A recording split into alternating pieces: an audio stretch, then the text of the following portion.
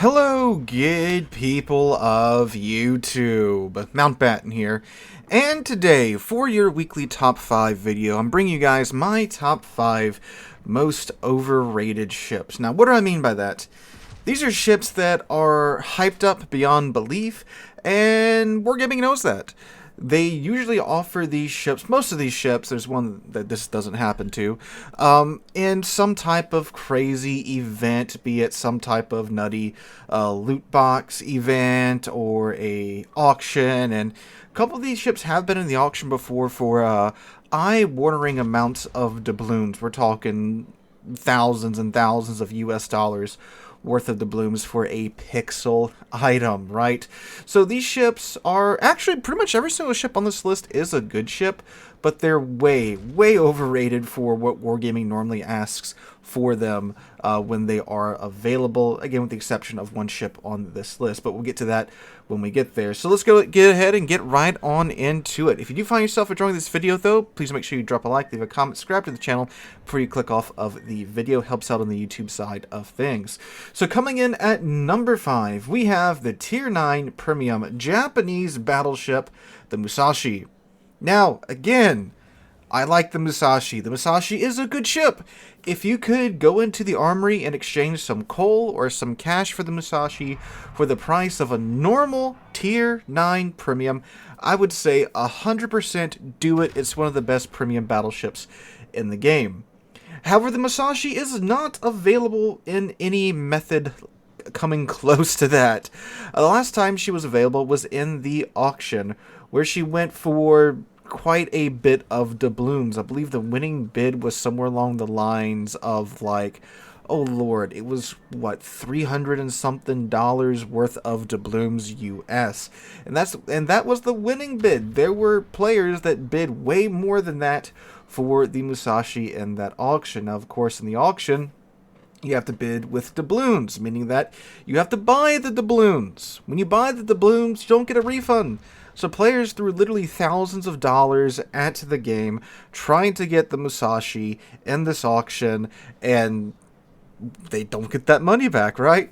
I've also personally witnessed someone throw $2,000 at the game trying to get the Musashi in the Santa Container event at the end of the year. So this is a ship that's bringing in thousands and thousands of dollars from individual players anytime it's offered up for the auction or the Santa Containers, right?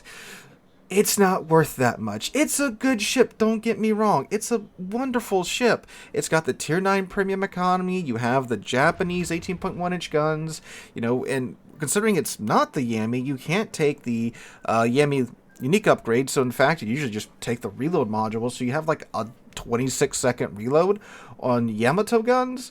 That's a little nuts. Now, there are, of course, some changes between the Musashi and the Yami since it is a Tier 9 ship. Her Sigma is down to, I believe, 1.8 Sigma, which gives you absolutely wonky salvos from time to time with the weird Japanese dispersion pattern that can lead to some frustrating shots. But again, you take the reload mod, you have a 26-second reload, no big deal. The thing also doesn't have AA. She has, I believe, Tier 5 levels of AA, so any CV that sees you, they're just going to go for you, including super CVs now.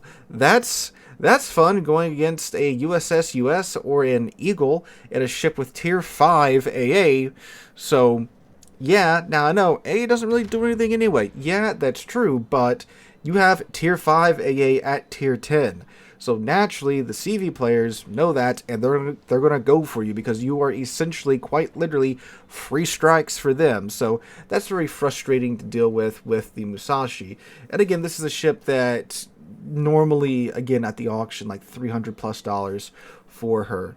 That's just ridiculous in my mind. Now, once again, if this was in the armory, available for doubloons, outright for a normal Tier 9 price, available for coal or whatever, that's a different story. But it's not. It's a ship that Wargaming knows brings in the cash, so it feels like when they just need to like earn a cool like $250,000 over a weekend or something, they'll toss up a Musashi in the auction, and they'll pull in, you know, prices that aren't too far off from this. I'm sorry, profits that aren't too far off from that, given what they are, what the minimum bid for the Musashi is and how many lots they give out. And I get it. It's a cool historical ship. I know that's a major factor for a lot of people. They're collectors. They want to get all the historical ships, but it's just not really worth it for what you have to cough up for the Musashi. I'm not saying it's a bad ship. It's just not worth throwing several $1,000s at the screen, or again, $300, $400, $500, however much it goes for, in order to guarantee you getting one. Now, if you get one in a super container and a Santa container, or again, whatever, you get blessed by RNG and you get the Musashi, I hope you have a wonderful time in it. You will have a wonderful time in it because it is a fantastic boat. But again, it's just not worth the cash you got to throw at the game in order to pick it up, in my humble opinion. That brings us down to our number 4 slot, which is a ship that you don't have to throw cash at the screen in order to acquire, and that is the Tier 10 Tech Line Soviet heavy cruiser, the Petropavlosk. Now, the Petropavlosk has suffered the fate that quite a few ships did before Wargaming changed their policies around what CCs can show off and such. So, what happened to the Petropavlosk is that back in the day, CCs could show off ships that were in testing. They just had to have, I believe, like an in testing watermark somewhere on their screen. And the Petropavlovsk was downright busted in her testing phase. The guns have, of course, the Soviet buy shells with the great air drag coefficients and the crazy penetration values and the excellent ballistics coming out of the barrels, excellent speed, I should say, coming out of the barrels. So that means at range, her cruiser caliber guns could citadel high-tier battleships consistently, which was absolutely crazy to think of a cruiser being able to do that consistently. So that's a little nuts. Clips and compilations of the Petropavlovsk absolutely dunking on higher tier battleships went viral across the community, and that's kind of the reputation that she got stuck with. Despite Wargaming nerfing the size of the ellipse, they increased the size of her dispersion ellipse to make her guns way less accurate at range. Now, still from like 12 kilometers in, Petropavlovsk is a very, very scary ship. And when she went live, even though her main battery accuracy had been nerfed, she was still just stupidly tanky. The ship sat so low in the water that the wave animations would sometimes clip through the stern of the Petropavlovsk. It sat that low in the water, which meant that you had almost no freeboard to shoot when you would catch the thing's side. So you'd have a couple of shells land in the water, then you'd have the couple of shells that did hit the Petropavlovsk just overpin, or you'd get some menial pin damage, and you wouldn't citadel the thing, which was incredibly infuriating. So in order to actually citadel the thing, you had to get really close, which of course the Petropavlovsk wants you to do because it's got those crazy guns still, and at close range the dispersion is more than good enough to ruin your day, on top of also having hydro and radars. So you get close enough to it, you try to sneak up on it, you can pop its hydro, pop its radar if you're using like a smoke screen or something to sneak up to it, and well, you spotted and it's going to murder you. So thankfully, Wargaming did nerf how low it sits in the water. You can go find some screenshots of before and after, and she got nerfed twice, actually. They cranked her up out of the water a little bit, and then they yoinked her up out of the water a little bit more, to where she now is much easier to, citadel.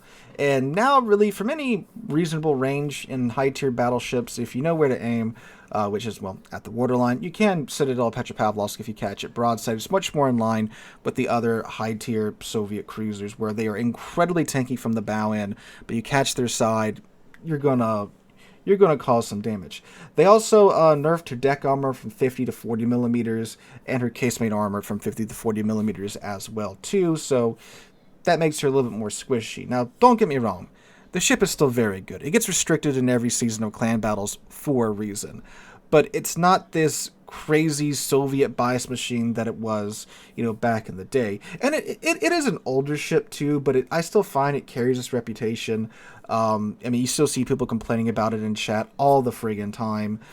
When someone's playing their Petro well, they're next to an island, they're bow tanking, they're taking the best shots for the Petropavlovsk, those ships that are showing a little bit too much ankle, and they're crushing it because they know how to play it. But if you slip up, it's not a lot of wiggle room. I mean, the ship it's still a Soviet large ship, right? It's got a massive turning circle. When it's bow in, it is dedicated to whatever position it is in until it can go fully undetected and has more than enough time to turn around or disengage, right?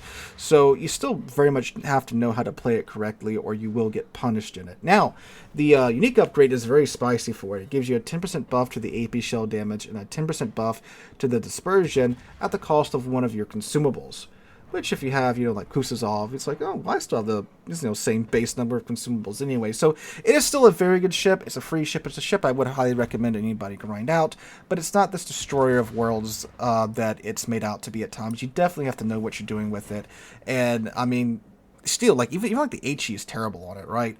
You're just better off shooting the AP in 9 out of 10 cases, and the 10th one being only if there's destroyers left alive on the enemy team, or someone is just, full on bow into you and their superstructure is saturated, right? Then maybe, yeah, swap one over to the HE, but other than that, keep the AP loaded with the Petra. But that's why it's at number 4. It's a really good ship. It's a free ship, but just not quite as nuts as it's made out to be. All right, that takes us down to our number 3 slot, who shares the same modern-day fate as the Musashi, and that is the Tier 8 Premium American carrier, the Enterprise. The Enterprise, like the Musashi, a highly sought-after historical ship in-game. The name alone, Enterprise, that just, gets people's attention. Anytime it's rumored that it's coming back, people can't wait to pick one up. Like the last time they released it, which, granted, the last time they released it at a normal price, which, good on them for that. But very much like the Musashi, Enterprise is in Santa containers, or some other containers too from time to time. And players just throw money at the wall trying to get the Enterprise.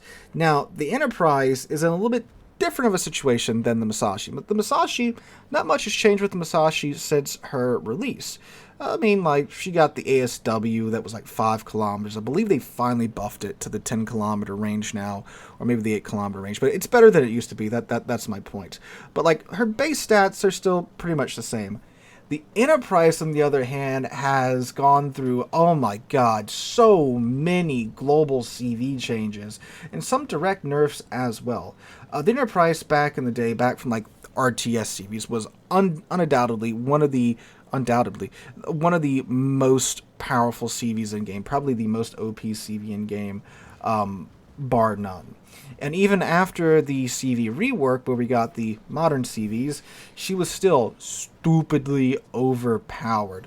Her rocket planes had a teeny tiny aiming reticle.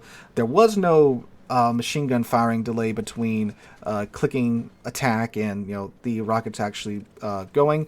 Her AP bombs could obliterate cruisers in like one pass. It was crazy. But it has been quite some time since that has happened. There's been global change after global change after global change. Some off the top of my head, they've messed with like how the AP bombs fall, like bombs fall in general. They've nerfed the damage of the bombs, I think 2 times already. Globally too, they nerfed plane speed. They added in the machine gun firing delay, and I believe they increased the aiming reticle for the Enterprise as well for the HE rockets, on top of, again, several other global changes to CVs.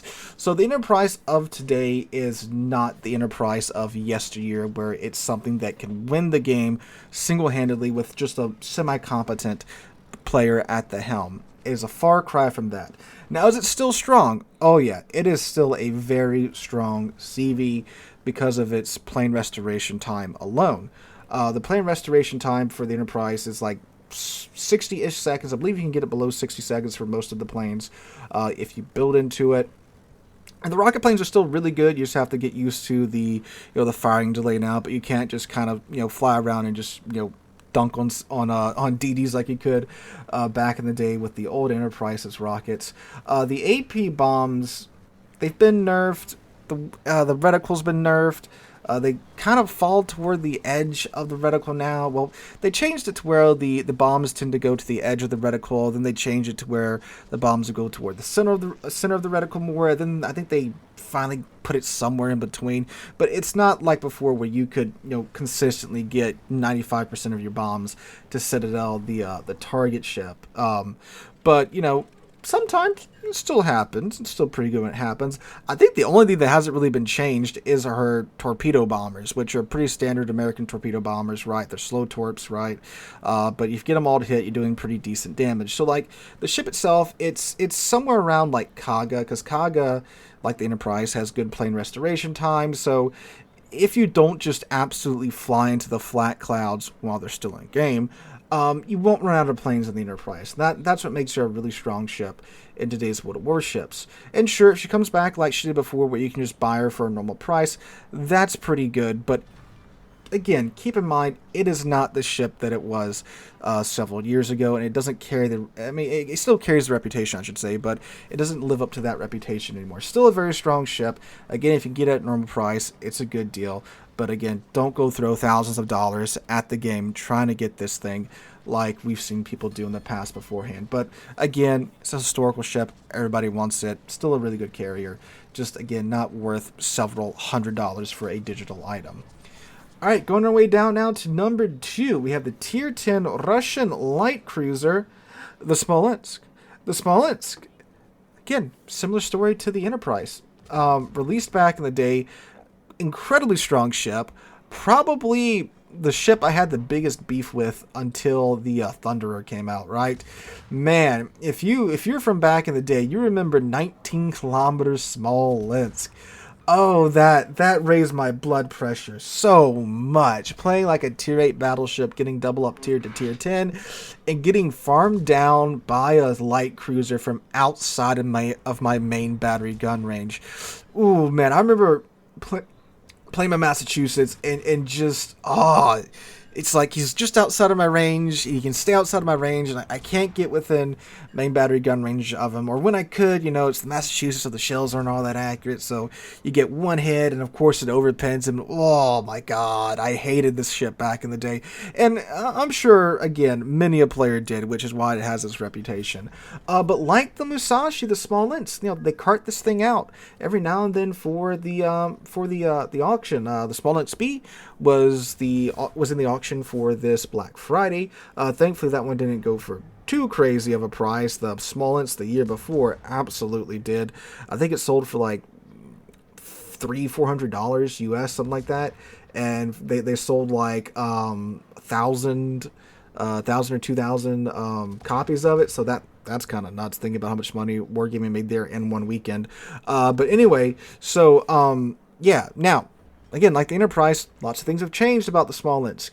The thing that hit the Smolensk the hardest was the commander rework, where cruisers could no longer take advanced firing training. So that meant that Smolensk could no longer get her guns out to 19 kilometers. And now if you want to get your guns out to their maximum range of 16 kilometers. I think she called a nerf there as well. I don't remember off the top of my head, but I do know the AFT was what really screwed her over. Not what really screwed her over, but what balanced her, shall we say. You have to take the reload module. So you can no longer take the so you have to take the range module. You can no longer take the reload module and AFT and have like a 17 kilometer range. You now have to take the range module in order to have a 16 kilometer range, which is way more balanced for the Smolensk. Now, besides that, too, of course, there's been a lot of other global changes, and there's been more ships added to the game, crazier ships, a lot more radar nowadays, too, so she can't really just sit in her smoke and farm for days anymore. Again, still a really good ship if you manage to pick one up. The ship is like the best example of no armor, best armor. The amount of like 18-inch and 20-inch shells that have just zipped on by my Smolensk's armor without detonating is incredibly high, so that's kind of funny. But from 16 kilometers in, being limited to that maximum range, that's so much better than the 19 kilometer range you used to have to deal with back in the day. From that close, you don't have that cushion, right, that you have playing at 19 kilometers with Soviet shells, with Soviet ballistics, to where it's so easy to farm down ships at that range. So it's a lot more balanced nowadays, a lot fairer of a ship. It's still a really strong cruiser. Oh yeah, definitely. So I mean, this thing's great at murdering destroyers, or if you can smoke up, or kind of scrape an island and use that to stay undetected and farm down other ships. It's still a really good ship, absolutely. And the AP is really nice as well. If you're in another light cruiser, you show your broadside to the Smolensk, you're pretty much dead already. But yeah, it's not the nutty ship it used to be, so anytime it gets wheeled out for the auction and stuff, just know that if you want to try and get it, again, get it in a random container or something. Got an excellent little ship on your hands, but not worth, again, throwing several hundred or several $1,000s at the game trying to acquire. And finally, we come down to our number one spot, which is the Tier 9 Premium American Battleship, the Missouri. Now, stop typing. Hear me out. So, the Missouri, absolutely one of the most historically significant ships in game. No question about that. Really cool ship. I would love to see it in real life one day, but it's all the way in Hawaii. Far away, expensive plane ticket, right? But anyway, so the Missouri, what is it? It is actually the first Tier 9 premium ship in game. And that is why she is so highly sought after. Because Wargaming kind of screwed up back in the day. They, I guess they carried a zero too much. They carried one too many zeros. And they gave her this incredibly busted economy because they never figured out, what a Tier 9 economy should be like. So because of that, the Missouri earns way more credits than it has any right doing. However, they have fixed that. If you acquire a Missouri, I believe from 3 years ago forward, you're getting a Missouri that has the normal Tier 9 premium economy. Now, if you have an old Missouri, like many a veteran player do, you still have the cracked out economy, and you can basically touch W once and earn more than enough credits to make a profit that game. So, if you do get the ship, you get a normal Tier 9 premium ship economy. Sealer doesn't sound that bad. It's still a premium Iowa. It is, but it's actually worse than the normal Tech Line Iowa, believe it or not. Why? Well, one main reason in particular. You see, the Montana, Iowa, and North Carolina back in the day, they all got a lovely little buff. Because, well, we were getting to the point where we were seeing a whole lot more larger caliber battleships at higher tier, and there was an increase in HE spam, torpedo boats, CV spam, well, not CV spam, the CV rework and all that jazz made it a lot easier to get, consistent damage on those three ships. So, Wargaming gave them the improved American Battleship Hill, which is definitely their saving grace in today's World of Warships. One of their saving graces in today's World of Warships. The Missouri did not get that. She still has the old standard Iowa Hill. So, it's an Iowa with a worse hill, no catapult aircraft, and a 9.5 kilometer radar. Now you might be thinking, well, Sealer, it's got radar. It sure does. It's 9.5 kilometers, though. Not quite 10 kilometers, and it does have its uses, I will admit. If there's a destroyer stalking you and they don't know you have radar, you can pop it and spot them and then throw some HE in their face. That's most certainly useful. Or when you need to, push that destroyer or that cruiser in smoke. Great asset there, no questions about that. And, back in the day when it was the only battleship to have radar, and one of the few ships, again, this is one of the first Tier 9 premiums in game, one of the few ships to have radar, right? That was pretty cool, but tons of ships have radar now at higher tier, and there's even a couple more battleships that have radar now at higher tier. Not a whole lot, but there's more now than there were back in the day, so it's not that unique of a thing anymore. Like, it's still definitely useful, but yet again, it's not worth throwing hundreds, if not thousands of dollars at the game trying to get. This and the Musashi are the two ships I've witnessed people literally throw thousands of dollars at the game to get. Like, I've sat in a Discord call and I've watched people throw money at the game trying to get either of these two ships, right? That's how crazy these ships' reputations are. So she doesn't have her, busted tier 9 economy anymore. She doesn't have the, uniqueness of having radar for a battleship anymore. So, and she still has a standard Iowa heal. So, like, it's just really a worse Iowa, but you get a premium economy out of it. But for the price you have to cough up to get this ship normally, either in the containers or they haven't done an auction with her yet. You can get, like, the premium package for the Iowa and have, a pretty nice credit earning tier 9 battleship. So, that's kind of what I would do with the money, right? Rather than throw it at a ship that you may or may not get. So guys, those are my top 5 ships. So guys, those are my top 5 overrated ships. Let me know what you guys think in the comments down below. Again, all these ships are very good. I just don't think they're worth what you have to cough up to get for them for the premium ships. Petropavlosk, still a very good ship. I would get it. Again, its reputation just kind of oversells it, in my opinion. So guys, let me know what you guys think about this in the comments down below. Hope you guys have a wonderful Monday and wonderful rest of your week. Hope to catch you guys in the next one.